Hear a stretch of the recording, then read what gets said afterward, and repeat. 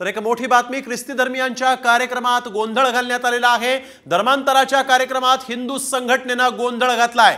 धर्मांतर करत असल्याचा बजरंग दलानं आरोप केला। मुंबई नजीकच्या मीरा रोड इथं ही घटना घडत होती आणि त्यावेळेस बजरंग दलाचे कार्यकर्ते या धर्मांतराच्या कार्यक्रमामध्ये शिरले आणि त्यांनी गोंधळ घातलाय। ख्रिस्ती धर्मियांच्या या कार्यक्रमात बजरंग दलानं गोंधळ घातलेला आहे। इथं धर्मांतर होत होतं असा आरोप करण्यात येतोय, असा दावा करण्यात आलेला आहे। बजरंग दलानं हा आरोप केलाय आणि धर्मांतराच्या विरोधात बजरंग दल इथं आक्रमक झालेलं आहे। मुंबई नजीकच्या मीरा रोड मध्ये ख्रिस्ती धर्मियांच्या या कार्यक्रमात बजरंग दलाच्या कार्यकर्त्यांनी गोंधळ घालायला सुरुवात केलेली आहे।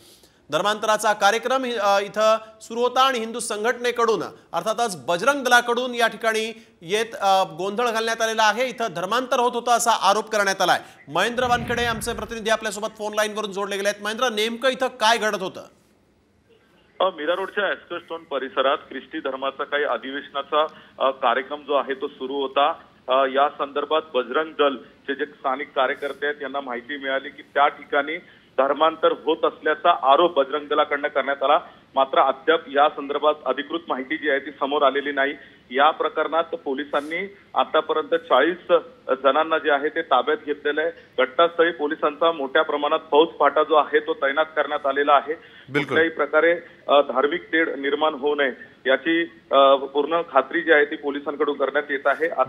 बिलकुल धन्यवाद महेंद्र, आपण दिलेल्या सविस्तर माहितीसाठी। तर आपण बघतोय बजरंग दलानं हा कार्यक्रम यावेळेस उधळवून लावलेला आहे।